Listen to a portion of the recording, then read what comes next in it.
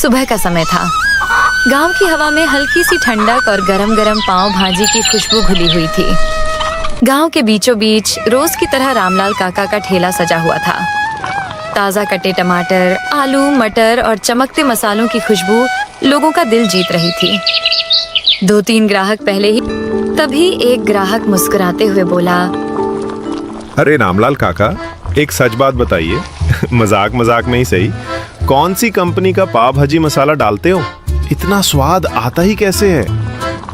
अरे भाई, मैं किसी कंपनी का मसाला नहीं डालता, मसाला तो मैं खुद बनाता हूँ। ओह, तभी तो आपकी पाव भाजी में इतना स्वाद है। प्लेट देखते ही मुंह में पानी आ जाता है काका। और हाँ, सब सब्जियां भी ताजी होती हैं, मसाले अच्छे होते हैं, वही असली बात है। अच्छा सामान, अच्छा स्वाद। गांव वाले खुश रहते थे कि उनके गांव में इतनी स्वादिष्ट पाव भाजी मिलती है। लेकिन उसी गांव में एक और पाव भाजी का ठेला था, विनय कुमार का। उसकी पाव भाजी रामलाल काका जितनी स्वादिष्ट नहीं थी, पर एक कम दाम। जहां रामलाल काका एक प्लेट 50 रुपये में बेचते, वहीं विनय सिर्फ 25 रुपये लेता था। उसके ठेला पर भी कुछ ग्राहक बैठे थे। उनमें से एक बोला, अरे विनय भाई, एक बात बता जी, कैसे बेचते हो? बाकी लोग तो 50 में दे रहे हैं। अरे भाई, बाकी लोग तो लूटते हैं। पाव भाजी बनाने में इतना खर्च आता ही कहाँ है? वो तो बस दिखावा करते हैं, बेवजह महंगी बेचते हैं। ये सुनकर सच्चाई कोई जानता नहीं था। विनय कम दाम वाली आधी सूखी सब्जियां खरीदता था और मसाले भी सस्ते नकली वाले इस्तेमाल करता था। इसी वजह से उसकी प्लेट सस्ती पड़ती थी। गांव के लोगों को पता नहीं था कि बहुत जल्द दोनों ठेला वालों के बीच एक ऐसी कहानी शुरू होने वाली थी जिससे पूरे गांव का स्वाद बदलने वाला था। शाम का समय था। गांव की हल्की ठंडी हवा घर के आंगन में शांति फैला रही थी। इतने में दरवाजा खुला और रामलाल काका का बेटा रोहित महीनों बाद शहर से वापस आ गया। घर में कदम रखते ही उसने तरह अपने पाव भाजी के ठेले पर गए हुए हैं। तू बता, तू कैसा है? बहुत दिनों बाद आया है। मैं ठीक हूँ माँ, अब मैं यहीं रहूंगा आपके और पिताजी के पास। और हाँ, अब मैं पिताजी के काम में हाथ भी बटाऊंगा। ये सुनकर माँ के चेहरे पर खुशी खिल उठी। बहुत अच्छा हुआ बेटा, तेरे पिताजी अब पहले जैसे नहीं रहे। ठेला संभाल लेना। नहीं माँ, मैं ठेला नहीं संभालूंगा। इतना छोटा काम मैं नहीं कर सकता। मैं गांव में कुछ नया करूंगा, कुछ बड़ा। माँ का चेहरा हल्का सा उतर गया, पर बेटे के लौटने की खुशी उससे कहीं ज्यादा थी। उसने कुछ नहीं कहा। थोड़ी देर बाद रोहित गांव की तरफ निकला। दूर से ही उसने देखा कि उसके पिताजी का ठेला ग्राहकों से घिरा हुआ था। लोग लाइन लगाकर खड़े थे और रामलाल काका तेजी से पाव भाजी परोस रहे थे। रोहित मन ही मन चकित होकर बोला, अरे इतने ग्राहक, लगता है ठेले से भी अच्छी कमाई हो जाती होगी। वह पास गया और आवाज दी, पिताजी मैं आ गया। अरे रोहित बेटा, कितने दिनों बाद आया है? चल अब ठेला समेटते हैं, घर चलते हैं। दोनों मिलकर ठेला समेटकर घर पहुंचे। रोहित ने शहर की अपनी सारी बातें बताना निर्णय। रामलाल काका ने धीरे से कहा, ठीक है बेटा, अगर तू कुछ अलग करना चाहता है तो कर, मैं तुझे रोकूंगा नहीं। लेकिन पहले अपने गांव की सबसे स्वादिष्ट पाव भाजी खा ले। तीनों ने साथ बैठकर गर्मा गर्म पाव भाजी खाई। उस रात सब सो गए। बस रोहित की आंखों में नींद नहीं थी। गांव में मैं आखिर क्या नया करूं? यही सोचते सोचते वो रात भर करवटें बदलता रहा। अब देखना था रोहित की नई शुरुआत गांव को कहां ले जाएगी। सुबह का समय था। रामलाल काका रोज की तरह सब्जी मंडी पहुंचे। जैसे ही पहली दुकान के भाव पूछे, उनके होश उड़ गए। टमाटर, आलू, पत्ता गोभी, सबके दाम दोगुने हो चुके थे। काका ने एक सब्जी वाले से पूछा, अरे भाई, आज सब्जियां इतनी महंगी कैसे हो गईं? सब्जी वाला थकान भरी आवाज में बोला, क्या बताएं काका, खाद, बीज, मजदूरी सब कुछ महंगा हो गया है। अब हमें भी दोगुने दाम पर ही बेचनी पड़ रही है। रामलाल काका मजबूरी में सब्जियां खरीदकर घर लौट आए। घर पर माँ और रोहित इंतजार कर रहे थे। काका ने भारी मन से कहा, आज से हमें पाव भाजी की प्लेट का दाम बढ़ाना पड़ेगा। सब्जियां बहुत महंगी हो चुकी हैं। अच्छा जी, अब कितने की बेचोगे? पहले 50 रुपए में थी, अब 70 रुपए में बेचनी पड़ेगी, तभी कुछ मुनाफा होगा। रोहित ने चिंता जताई। लेकिन पिताजी, क्या लोग इतनी महंगी पाव भाजी खाएंगे? काका ने गहरी सांस लेकर कहा, पता नहीं बेटा, आज ही समझ में आ जाएगा। काका ठेला लेकर जल्दी बाजार पहुंचे। कुछ देर बाद एक पति पत्नी वहां आए। पति बोला, काका कल से पाव भाजी खाने की जिद कर रही है। अभी देता हूँ गर्मा गर्म, पर एक बात, आज से एक प्लेट 70 रुपए की हो गई है। यह सुनकर पति चौंक गया। अरे काका, 70 रुपए? इतनी महंगी? सारी सब्जियां दोगुने दाम पर मिल रही हैं भाई। मजबूरी है, इसी वजह से दाम बढ़ाए हैं। सुनिए जी, चलिए दूसरे ठेले चलते हैं, वो सिर्फ 25 रुपए में देता है। यहाँ कौन खाए इतनी महंगी पाव भाजी? दोनों वहां से चले गए। काका का दिल बैठ गया। पूरा दिन बीता, 1 से 2 ग्राहक ही आए। ठेला लगभग खाली ही रहा। घर लौटकर काका बहुत मायूस थे। रोहित ने पूछा, पिताजी, आज इतने उदास क्यों हो? और आज घर भी जल्दी आए हैं। क्या बताऊं बेटा, दाम सुनते ही सब ग्राहक भाग गए। आज कुछ कमाई नहीं हुई। सब्जियाँ इतनी महंगी हो गई, अब कम दाम में कैसे बेचेंगे? पूरा घर चिंता में डूबा था।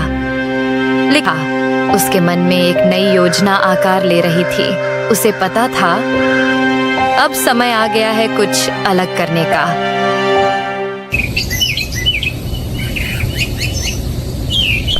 अगले दिन सुबह रोहित सीधा विनय के ठेले पर पहुंचा। उसके मन में कई सवाल थे। रोहित ने सीधे पूछा, अरे विनय, एक बात सच सच बताना, कल से सब्जियां इतनी महंगी हो गई हैं, फिर भी तुम पाव भाजी 25 रुपए में कैसे बेचते हो? विनय ने हंसते हुए कहा, अरे रोहित, दुनिया में सब तेरे पिताजी जैसे ईमानदार थोड़े ना होते। मतलब क्या? मुझे पता है तुम्हारे ठेले पर अब भीड़ नहीं आ रही, दाम बढ़ाने की वजह से ना। तो क्या करें? सब्जियां ही महंगी हो गई हैं। चल तुझे एक जगह दिखाता हूँ, वहीं से मैं सब्जियां लेता हूँ, बहुत सस्ती पड़ती हैं। रोहित उसके साथ गया। थोड़ी दूर एक आदमी सब्जियां बेचने बैठा था। वहां कुछ ताजी और बहुत सारी सूखी मुरझाई हुई सब्जियां रखी थीं।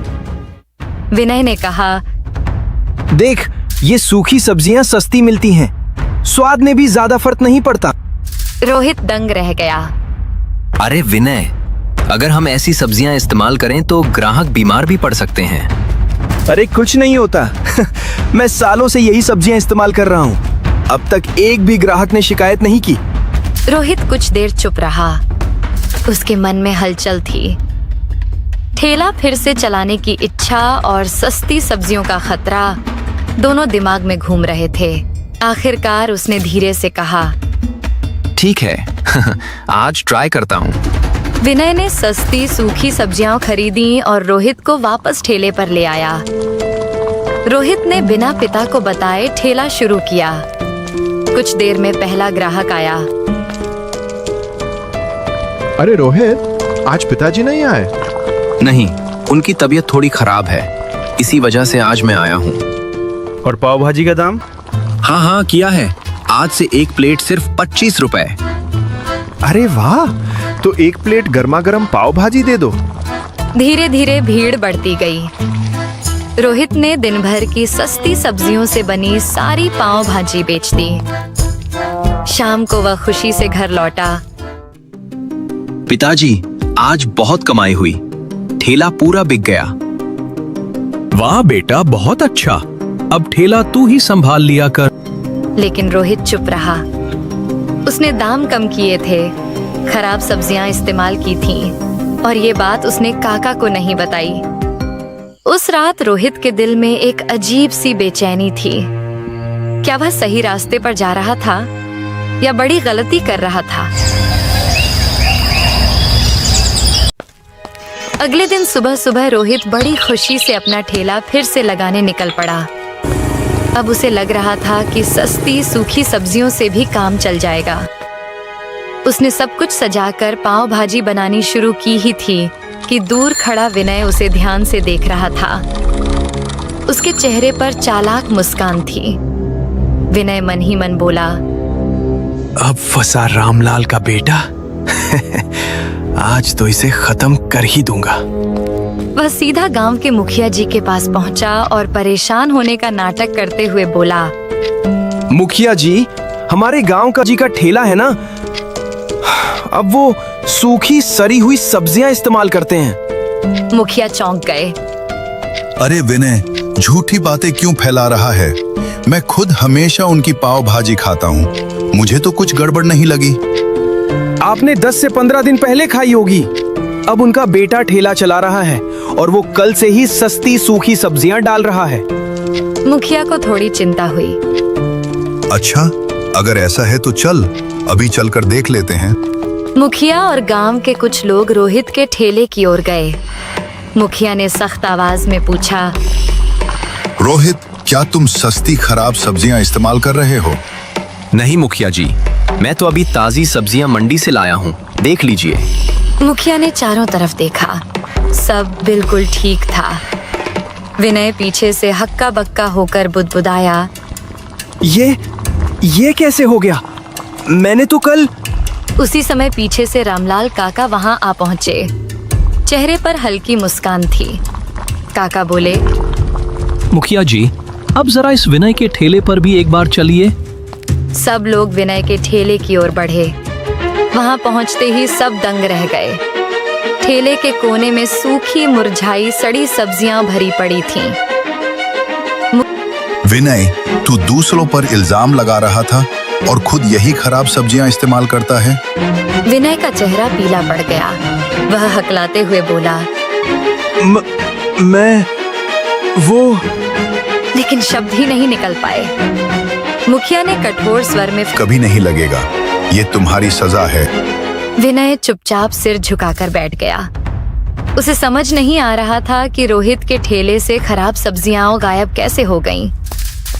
रोहित और काका घर लौटे। रास्ते भर रोहित काका की तरफ देखता रहा। घर पहुंचते ही वह बोल पड़ा, पिताजी, मुझे माफ कर दीजिए।